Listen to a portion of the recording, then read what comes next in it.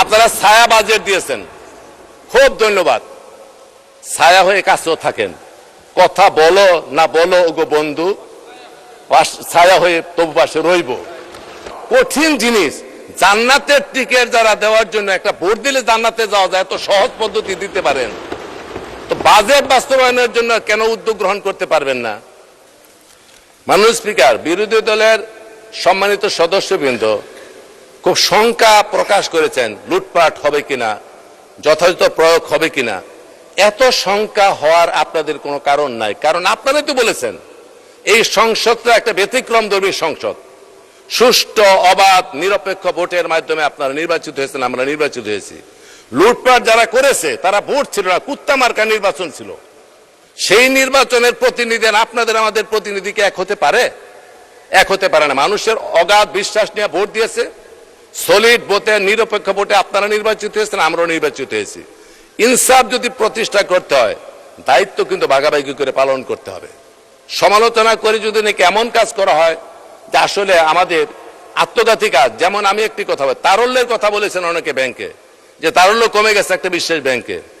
মাননীয় স্পিকার, কেন কমছে? এই টাকা গড়ে তুলে নিয়ে যদি আইডিয়াল মানিতে রূপান্তর করে রাখেন, মানি সার্কুলেশনে যদি এটা ব্যবহার না করেন, তাহলে তো তারল্য কমবেই। মব করে সেখানে ব্যাংকের সামনে উদ্দেশ্য প্রণীত মানুষকে আতঙ্ক সৃষ্টি করার জন্য মিছিল করা হবে, আবার এক লাইন সারি ধরে সেখান থেকে ব্যাংকের টাকা তোলা হবে। কারা তুলতেছে? এত টাকা তোলার প্রয়োজন কি?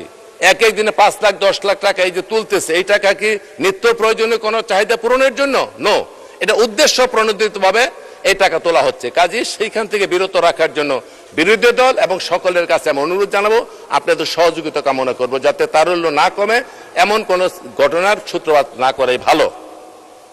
মাননীয় স্পিকার, বাজেট আমি যদি বলি যে অর্থমন্ত্রী একটা সিলেবাস দিয়েছেন, মাননীয় অর্থমন্ত্রীর দৃষ্টি আকর্ষণ করছি। আমি যদি বলি বাজেট এটা একটা সিলেবাস, পরীক্ষায় যেমন সিলেবাস ভালো হলে, প্রশ্ন ভালো হলে, উত্তর ভালো হলে রেজাল্ট ভালো হয়, পড়াশোনা না করে সিলেবাস দিয়ে দোষার কোনো প্রয়োজন নাই। সিলেবাস তো দিল, আমি যদি পড়াশোনা না করে রেজাল্ট খারাপ হবে, এই জন্য সিলেবাস যিনি দিয়েছেন তার দোষ নাই।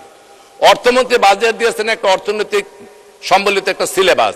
এই সিলেবাসকে যৌথভাবে কার্যকরী করার জন্য বিরোধী দল এবং ট্রেজারি দল এবং জনগণের যৌথ প্রযোজনার মাধ্যমে আন্তরিকভাবে কাজ করতে হবে, তখনই বাজেট হবে।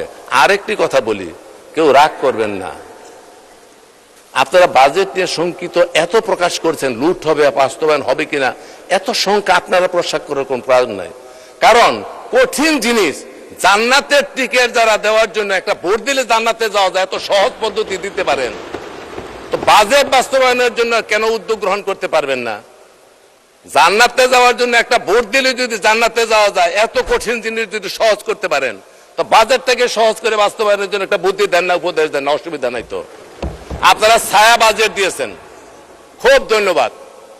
ছায়া হয়ে কাছেও থাকেন, কথা বলো না বলো ওগো বন্ধু, ছায়া হয়ে তবু পাশে রইব।